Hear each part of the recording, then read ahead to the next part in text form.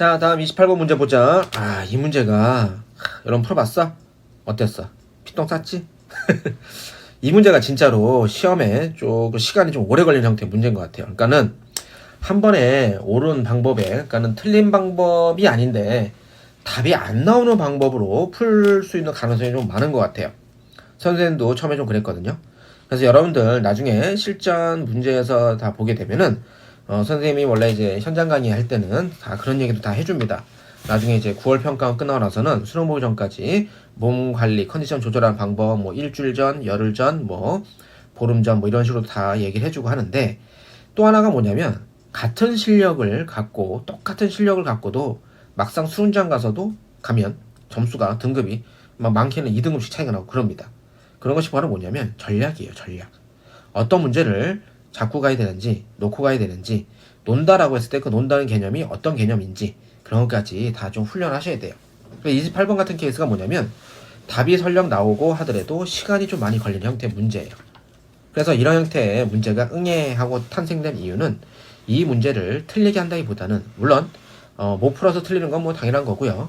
실력이 되는 친구들도 틀리게 하는 이유가 뭐냐면 이 문제, 그러니까 틀리게 하는 이유가 그게 아니고 이 문제가 탄생된 이유가 뭐냐면 실력을 좋은 친구들한테도 이 문제 푸는데 시간을 많이 써서 다른 문제 풀 시간을 죽이는 겁니다. 없애는 거예요. 그게 이 문제의 탄생 의미입니다. 그래서 이런 것들은 과감히 시간을 저랑 다른 문제를 더 맞춰도 한 문제 더, 두 문제 더 맞출 수 있다라고 하면 그게 더 이익이니까 그렇게 전략적으로 갈 필요도 있는 거예요. 자, 우선 가우스가 쭉 나왔는데 문제는 다 읽어봤죠? 그럼 요거에 대해서 선생님이 조금 정리를 좀 미리 해놨습니다. 그죠? 여러분들 있잖아. 마지막 수능 볼 때까지 가우스라 그러면 얘 두 개밖에 없어요. 그죠? 정수값이랑 범위값이에요. 그죠? 정수 누구죠? 선생님이죠. 그죠? 정수학입니다. 자, 선생님 이름이 정수예요.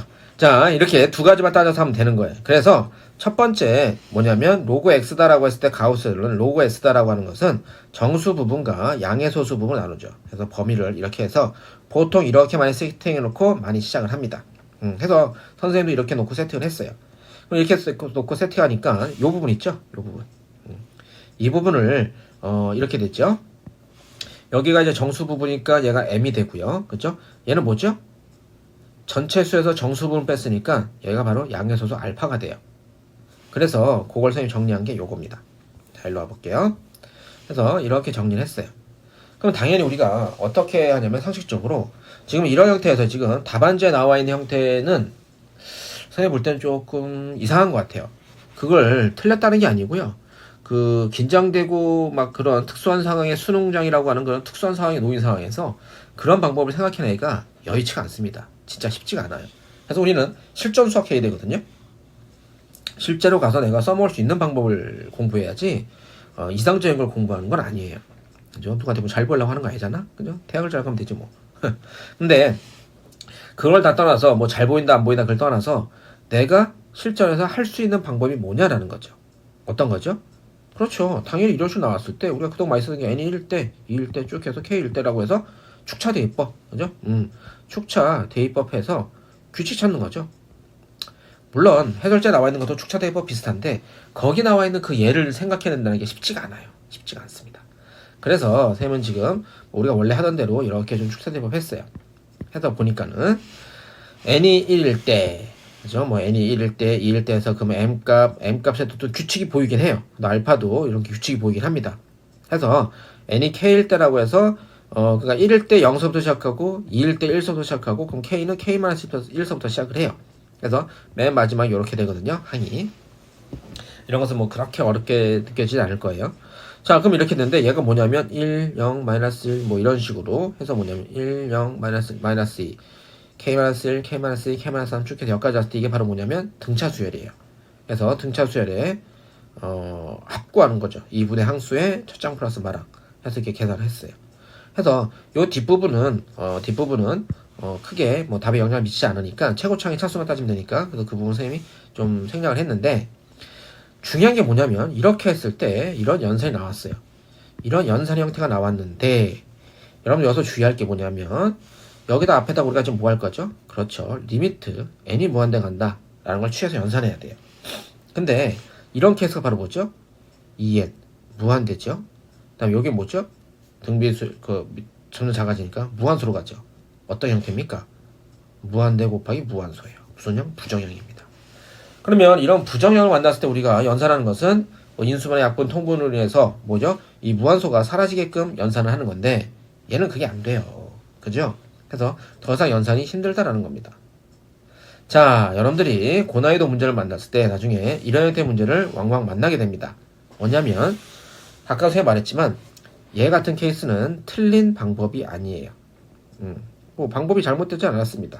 그죠? 그러니까 여기서 뭐 잘못된 건 아니에요. 하지만 얘는 뭐냐면 답이 안 나오는 경우입니다.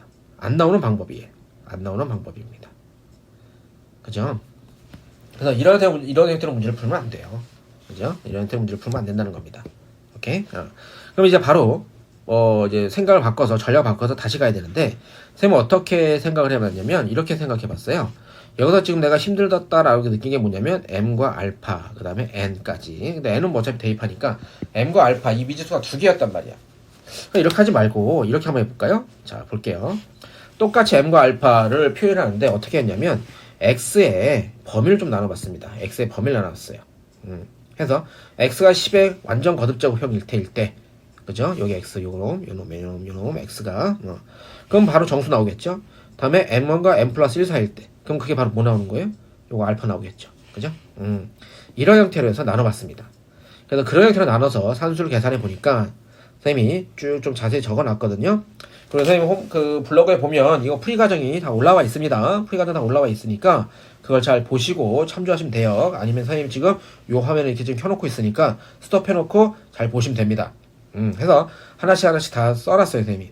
이건 지금 해설지 없는 발표된 해설지에는 없는 선생님만의 풀이법이니까 잘 보시고 해석해 보시면 돼요. 그래서 이렇게 해서 이제 규칙 찾아서 이제 쭉 가는 거예요. 그래서 이제 마지막에 계산해 보면 다른 게 주형이 아니고 맨 마지막에 4의 n 거듭제로 나누기 때문에 요 뒷부분은 그다지 연산을 할 필요 없고요. 정리했을 때 여기 있죠, 여기. 그죠? 4의 n승의 최고차기 차수. 그죠? 개수 마이너스 4분의 1. 요것만 뽑아내면 되는 거예요.